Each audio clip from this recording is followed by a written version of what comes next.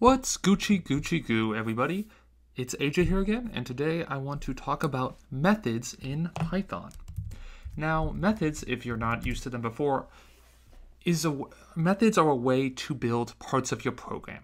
And what I mean by this is imagine something that's very hard to imagine when you're definitely a beginner programmer, is that imagine any program that you probably actually use in the real world. Like you go on Reddit, you go on Facebook, you boot up your computer, Windows, Unix, Linux, or Macintosh, and it suddenly does all these things for you.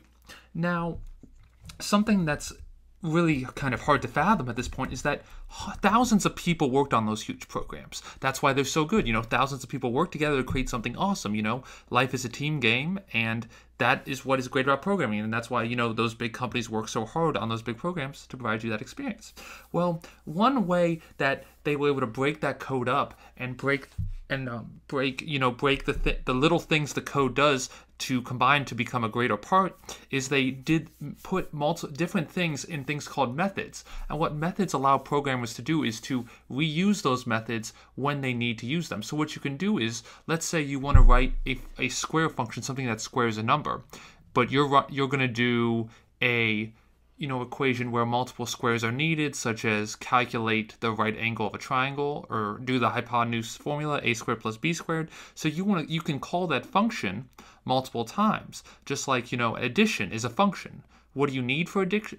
And now functions have input and output. For instance, addition needs two inputs. It needs a number and another number, and then it outputs one number, which is hopefully the sum of those two numbers. So without further ado, let me show you guys an example here. And in Python, you start a method by declaring the def keyword. And this is short for define. Programmers like to keep everything really short, so they have the define keyword. So let's make that square function I was talking about. So I'm going to have this def called square. And this is how I define my method. So I say def to say I'm starting a method. Then I give it my name. My name can be anything I want. It could be square. It could be squares. It can be anything you want, just like a variable name. And then I'm going to put parentheses around it. And then I'm going to put a colon because this is a Python structure. And in all Python structures, you should have colons following their first following line. Now, I did put those parentheses there. You do need them. They are required. And I'll get back to them in 1 second. But now I'm going to go into my body right now. I'm going to indent just like I do for my if statements or my loops, because you need to indent to say, okay, this next line is part of the method. So what I'm going to do here is I'm going to print x times x. And that is going to return x. Now it is giving me an error because it doesn't know what x is. And the reason because it doesn't know what x is because I need to pass in the parameter x. I need to pass in the number that's going to square it.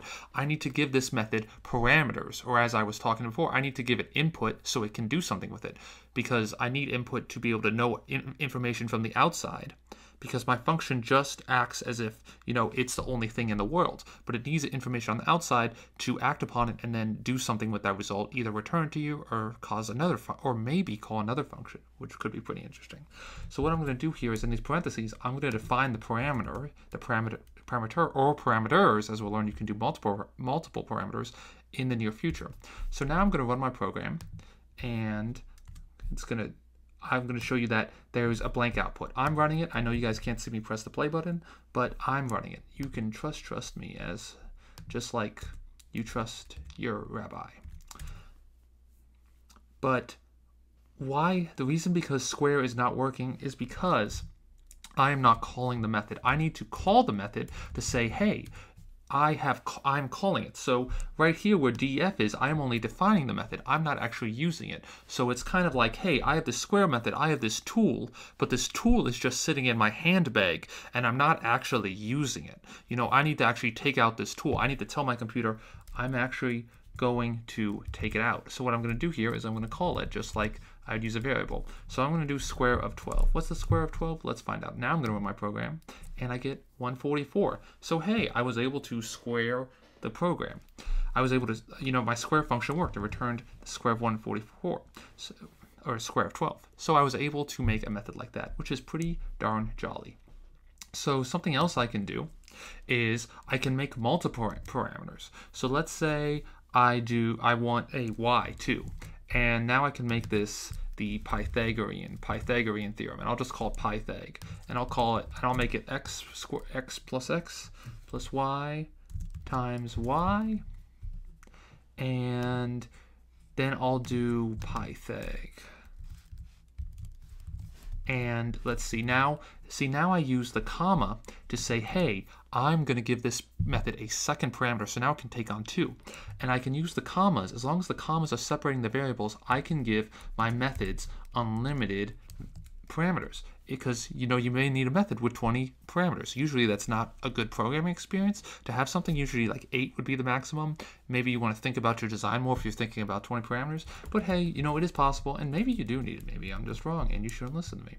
But for right now, we're just learning you can have multiple parameters and they must be separated by commas, and with those parameters then are assuming that they're getting passed in the program, and then you can use them in your body of the method right here in lines, lines 5 and line 6 if I kept on going.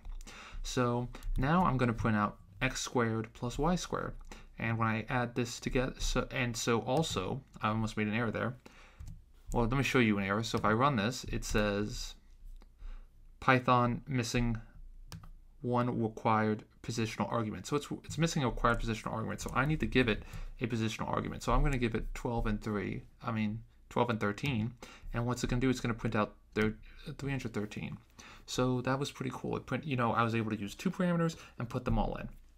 Now, what if, for instance, that I didn't want to I wanted to just do 12 and I didn't know how many parameters there, or maybe if the user only gives me 1 parameter, I only want to return x squared. Well, one thing I can do here is I can have a default parameter, and I can have default parameters starting from the rightmost side. So I can't say rightmost side. So what that means is that I shouldn't have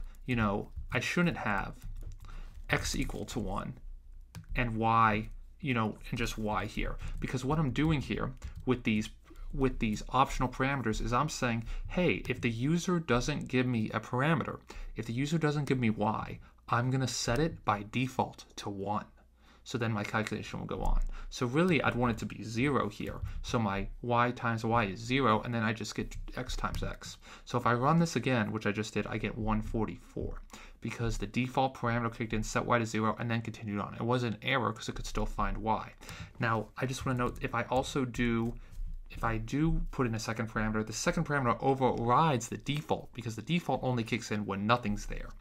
So yes, so you always put your default arguments to the right as possible, because you want your first arguments to be essential, because your first arguments about what you're thinking about putting in. There are a lot of default arguments in other Python expressions that are built for you that you may not even know about, that are already handled for you in default, but you can learn about them in the documentation. So that's what's really cool about methods and what they do, and I hope you guys like this intro video. See you guys.